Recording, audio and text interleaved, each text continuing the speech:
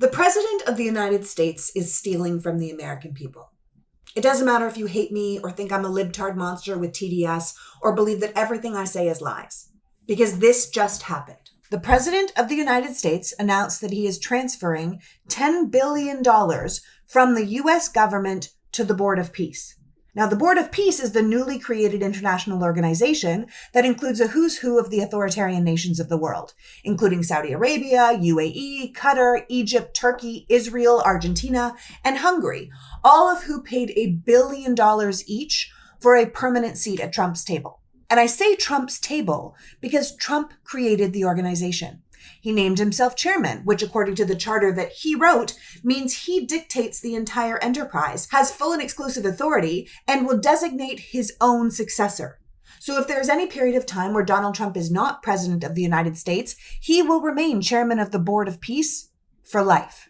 Donald Trump created an organization, picked who was on it, chose the board, made himself chairman, and he's now transferring 10 billion American taxpayer dollars into an account that only he controls with no oversight. To be clear, a sitting American president diverting $10 billion in public funds to a personal board violates the Constitution, our federal appropriations laws, and every basic anti-corruption safeguard our country has. But you don't need to understand any of that to know that this is wrong. Even if you think President Trump is doing all of this with good intentions, if you voted for him, you voted for America first. And now our money is going everywhere but America. To bring that point home, the first plan for the Board of Peace that was rolled out by the president's son-in-law, Jared Kushner, at Davos this year is a $25 billion luxury rebuild in Gaza for global investors. It's a real estate plan for the rich and famous, to be built over the rubble of Gaza. Your money, the money you worked for and paid taxes on, is now going to build a playground for the rich and famous in the Middle East. Even if you are one of Trump's #1 fans, that should concern you. You can ignore that the Board of Peace is filled with war criminals and dictators, or that the American president is appropriating money from the American people without congressional approval. You can ignore that the president's son-in-law is in charge of the first project, and that project is a modern pleasure dome city for the ultra-rich. But you cannot ignore that while Americans are losing their healthcare and their education, and our costs from groceries to housing are through the roof, the president of the United States is taking $10 billion from us and putting it into an offshore account that only he controls. We get nothing while they build a luxury land none of us will ever see. You can hate me all you want, but you know that is not right. The president just held the first Board of Peace meeting, with some really key U.S. allies not there. Now, this board, intended to promote peace globally, is missing some of the U.S.'s longest-term and strongest allies: the United Kingdom, Switzerland, Italy, France, Germany, Canada. Even the Pope declined to join. A common criticism of this board is that it would attempt to rival the United Nations, and with Trump at the helm as the chair of the board, could give him unprecedented and unknown power long after leaving U.S. office. Now, the focus of this inaugural meeting is reconstruction of a war-torn Gaza. Trump announced a $10 billion U.S. commitment to the board and $7 billion pledged from other nations geared towards Gaza relief. But there are still a lot of questions surrounding that money and how it's used. The president, during the meeting, optimistic as ever, it seems, addressed the many U.S. allies who had either criticized or have chosen not yet to join the Board of Peace. Some are playing a little cute. It doesn't work. You can't play cute with me. But they're playing a little bit, but they're all joining, everybody. The United States is going to make a contribution of $10 billion to the Board of Peace. President Trump made significant announcements here at the first Board of Peace meeting on Gaza in Washington, saying that the U.S. would be contributing $10 billion to the board, that the member nations would be contributing $7 billion to reconstruction in Gaza, and that 5 countries, Indonesia, Morocco, Albania, Kosovo, and Kazakhstan, are prepared to send troops and police to stabilize Gaza, with Egypt and Jordan also ready to support a Palestinian police force. A video shown here had flashy images of buildings to be built in Gaza, saying that the goal is to rebuild Gaza in the next 3 years. But there are also concerns about the U.S. military potentially striking Iran, with U.S. officials saying that the military would be prepared to potentially do so as soon as this weekend, and President Trump not downplaying that possibility. And now is the time for Iran to join us on a path that will complete what we're doing. And if they join us, that'll be great. If they don't join us, that'll be great too. But it'll be a very different path. So now we may have to take it a step further, or we may not. Maybe we're going to make a deal with Another episode, Common Sense with Van Silk. I definitely like to say how you all just get stuck and not doing anything about what this man is doing. So now he's created a board of peace. $10 million of taxpayers' dollars is going to a board that he's going to personally control. $10 billion. First you was on the IRS for $10 billion. Now you done took $10 billion of the taxpayers' dollars without any discretions or any decision by Congress who's supposed to allocate this money. I ain't got too much to say, but I want you to sit here and just look at this hot mess and thievery and stealing right in front of us without any accord. Nobody is saying nothing. They're not doing nothing. They're just letting it happen. The board of peace? Is this the new United Nations? I don't know. Follow me on rumble.com, youtube.com, TikTok, Common Sense with Van Silk. I'll let the people speak. And the successful implementation of the second phase of the Gaza peace plan. This includes ensuring a lasting ceasefire. In our time, the weakness of multilateralism is a particular cause for concern at the international level. A diplomacy that promotes dialogue and seeks consensus among all parties is being replaced by a diplomacy based on force by either individuals or groups of allies. War is back in vogue, and a zeal for war is spreading. The principle established after the Second World War, which prohibited nations from using force to violate the borders of others, has been completely undermined. Peace is no longer sought as a gift and a desirable good in itself, or in the pursuit of the establishment of the ordered universe willed by God, with a more perfect form of justice among men and women. This might be the worst peace list that I have ever seen. If you don't know, Donald Trump announced the countries who were officially on his board of peace. And in doing so, you could quickly take a look and say, wait a minute. On paper, okay, it's nice to have these people on here, but it really collapsed fast when you realize that the majority of these people are like either in active conflicts, they have political prisoners, they have ongoing proxy wars. And let's also remember some of these are authoritarian governments. I mean, Armenia and Azerbaijan together on the list when they are like direct adversaries actively fighting over land. And you have other countries that are essentially helping other countries doing military things, like Belarus is on this list. You've got Saudi Arabia, who's been a central actor to the Yemen war. But I digress. The thing is that when you have any kind of peace board and said peace board members are fighting active wars or proxy wars, this board then loses all of its credibility. And we're also missing a lot of major countries that would make this board have any credibility. No Western Europe at all, no Japan, no Canada. I mean, you need countries on here that could actually keep the peace on things, and that's not what's happening. This all looks like a transactional board. That's what it really truly comes down to. But let me know your thoughts in the comment section below. I'll be sure to keep you updated, so please do share my videos and follow. It's diplomacy, but not as we know it. This is Donald Trump's Board of Peace. In a building now bearing his name, they posed with the president. Does everybody like the music? Yeah, it's a perfect song. That's good music. It's an eclectic panel of men, mostly the world's strong men. Canada's invitation was revoked. The UK, France and Germany politely declined. Almost everybody's accepted, and the ones that haven't will be. You know, some are playing a little cute. It doesn't work. You can't play cute with me. Some weren't sure about the freebies. Others were delighted to find themselves seated at this table. Virtually everyone is the head of a country other than Johnny, but he's the head of soccer, so that's not so bad, right, Johnny? This body is part of the US peace plan for Gaza, set up to oversee reconstruction. The war in Gaza is over. It's over. There are little flames. But the Board of Peace met amid talk of war. Intense speculation that a US strike on Iran could be imminent.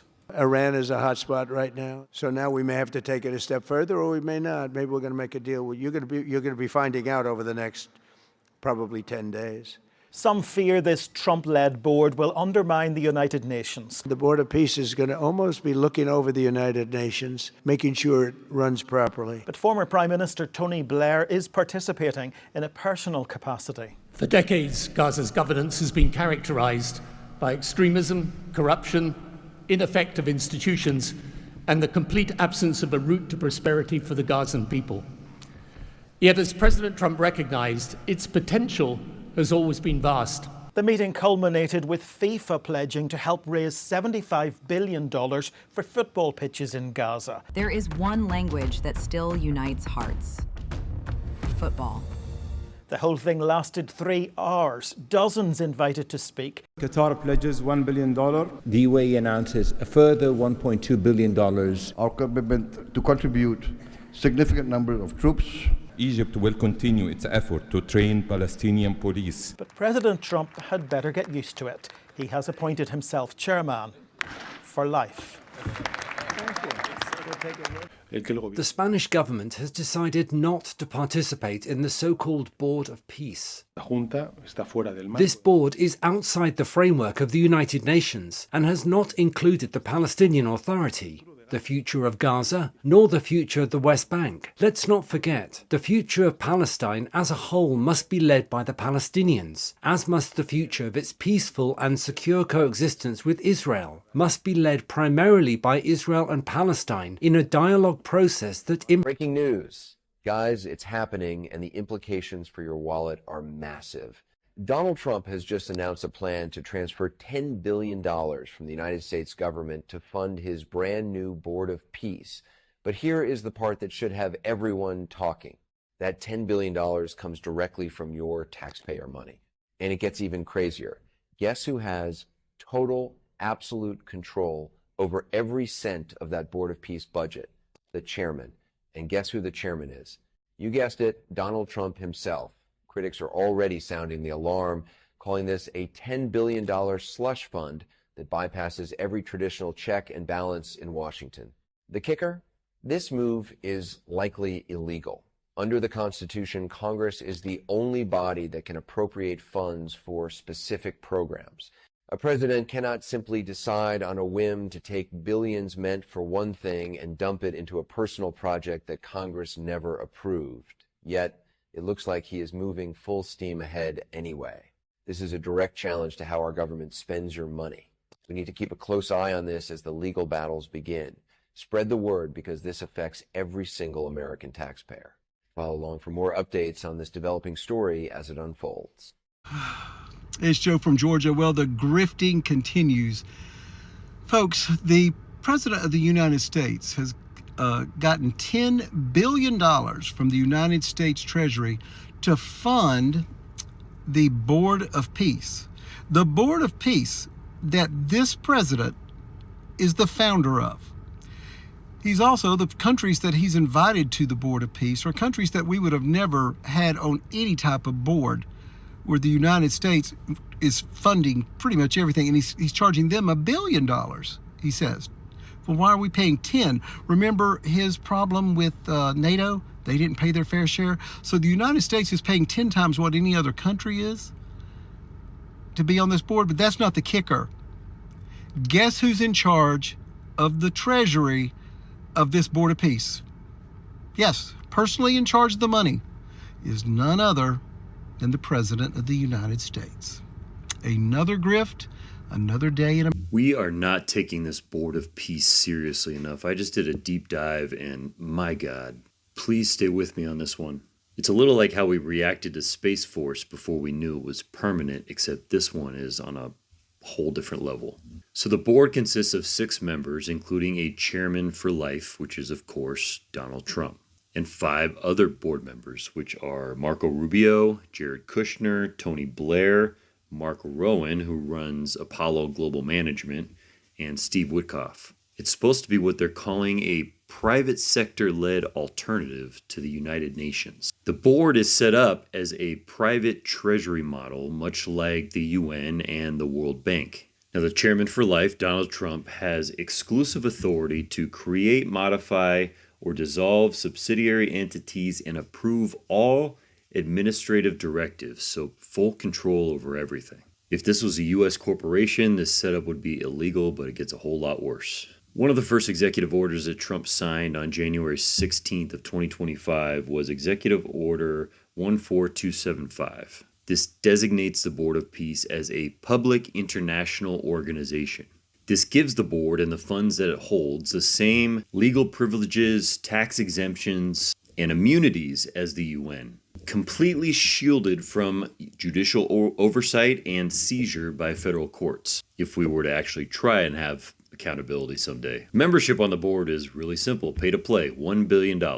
And so far, the countries that have contributed are Saudi Arabia, the UAE, Qatar, Kazakhstan, Azerbaijan, Morocco, Bahrain, Uzbekistan, and Kuwait. And it was just announced today that you, the American taxpayer, is going to be contributing $10 billion to a fund exclusively controlled by Donald Trump, even if he's not president anymore. Now, here's where things start to get pretty scary. The first area is with crypto. Thanks to the Guiding and Establishing National Innovation for U.S. Stablecoins Act, or the Genius Act, passed by Congress, the Board of Peace is designed to utilize stablecoin infrastructure. And Trump's own crypto venture, World Liberty Financial, is the primary vehicle. And the UAE bought 49% of World Liberty Financial 4 days before Trump was inaugurated. And a significant portion of the $17 billion that's already been contributed is being converted into USD1, Trump's stablecoin. And not only that, but the board can actually mint USD1 against US treasuries. And so they can spend funds without it ever even touching a traditional bank.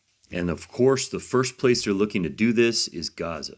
They're calling it a Gaza relief package. But what it is an investment fund to build 200 hotels and 400,000 new homes in Gaza, completing the genocide. Now, the last part is probably something Scott Jennings would say gets my knickers in a twist. The fund has its own paramilitary force called the International Stabilization Force, or ISF. It's commanded by U.S. Major General Jasper Jeffries III, and it already has pledges of 20,000 soldiers and 12,000 police officers, mostly coming from Indonesia, Egypt, and Jordan. And to go back to Gaza, there are already plans to build a 5,000-person military base over 350 acres in Gaza. So even if we were to succeed in getting Trump out of there, he can sit around as chairman of the Board of Peace with full diplomatic immunity, a shit ton of funds, and his own army. Let that sink in. What happens to the Board of Peace once Trump finishes his term? Assuming he finishes the term, of course. His health, his popularity, those are real concerns. But let's say Trump does finish. What happens then? 2 likely options. Option 1, the most likely, it disappears into insignificance. This happens all the time. US presidents creating organizations that die the moment they step out of office. Some get completely dissolved, like the Southeast Asia Treaty Organization, a defense alliance Eisenhower started in 1954 that closed in 1977. Others just fade away, like PEPFAR. This one was launched by George W. Bush and was to combat AIDS worldwide. It was a massive success and it's credited with saving millions of lives. But Bush is not in office anymore and this current administration doesn't really care about the US image abroad, so they've halted much of its funding. What I'm saying here is that without political support, even successful organizations become irrelevant. Option 2 for what could happen with the Board of Peace, it becomes less about Trump. Maybe private groups take over, like a peace version of the World Economic Forum, or it actually focuses on what it's supposed to do, Gaza.